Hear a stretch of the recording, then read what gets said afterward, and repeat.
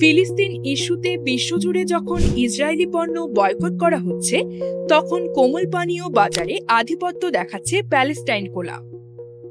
ইউরোপের বাজারে প্রতিনিয়ত এর চাহিদা বাড়ছে। মাত্র 2 মাসেরও কম সময়ে প্রায় 40 লাখ ক্যান প্যালেস্টাইন কোলা বিক্রি হয়েছে। গাজায় ইসরায়েলি বাহিনীর হামলার প্রতিবাদে বিশ্বের বিভিন্ন দেশে কোমল পানীয় কোকা কোলা এবং পেপসি বয়কটের ডাক ওঠে।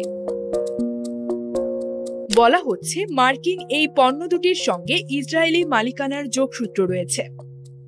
আর ঠিক এই সময়ে প্যালেস্টাইন কোলা বাজার মাত করছে বলে জানা গেছে। গাজা ইস্যুতে ইসরায়েলকে সমর্থন জানিয়ে তোপের মুখে পড়ে কেএফসি, স্টারবাকস, ম্যাকডোনাল্ডস, পেপসি, কোকা কোলার মতো বেশ কয়েকটি আন্তর্জাতিক ব্র্যান্ড। ফিলিস্তিনের প্রতি সংহতি জানিয়ে সুইডেনের মালমো শহরে প্যালেস্টাইন কোলা নামে কোমল পানীয় উৎপাদন শুরু করেন ফিলিস্তিন বংশোদ্ভূত সুইডিশ 3 ভাই। মূলত কোকা কোলা ও পেপসির বিকল্প হিসেবে এই পানীয় বাজারে আনা হয়, যা এরই মধ্যে বিশ্বজুড়ে সাড়া ফেলেছে। ইউরোপের বিভিন্ন রেস্তোরাঁ, সুপার শপে বাড়ছে এর চাহিদা। অনেক কোম্পানি প্যালেস্টাইন কোলার অর্ডারও দিচ্ছে। নতুন ব্র্যান্ড হিসেবে প্যালেস্টাইন কোলাকে সামাজিক মাধ্যমে কোটি কোটি মানুষ স্বাগতও জানিয়েছিলেন। এর ফলে বহু কোম্পানি পানীয়টি মজুত করার জন্য আগ্রহী হয়ে ওঠে। প্যালেস্টাইন কোলার ক্যানের নকশাটিও বেশ প্রশংসা কুড়ায়। ক্যানটিতে ফিলিস্তিনের ঐতিহাসিক প্রতীক জলপাইয়ের ডাল এবং কেফিয়াহর নকশা রয়েছে। পাশাপাশি সবার জন্য স্বাধীনতা এমন বার্তা লেখা হয়েছে।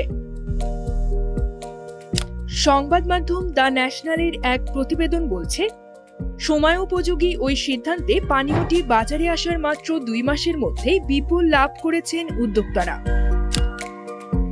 বিক্রি হয়েছে অন্তত 40 lakh can Palestine Cola.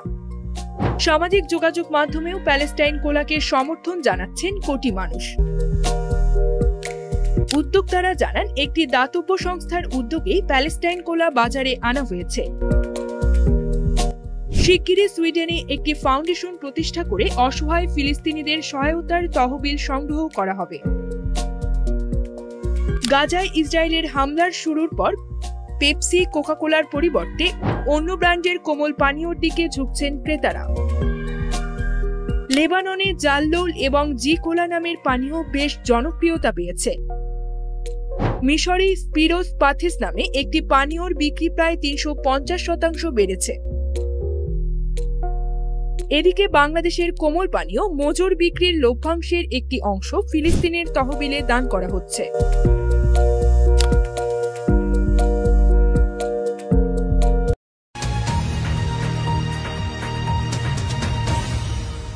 AB24 Bangla ও বাঙালির পাশে।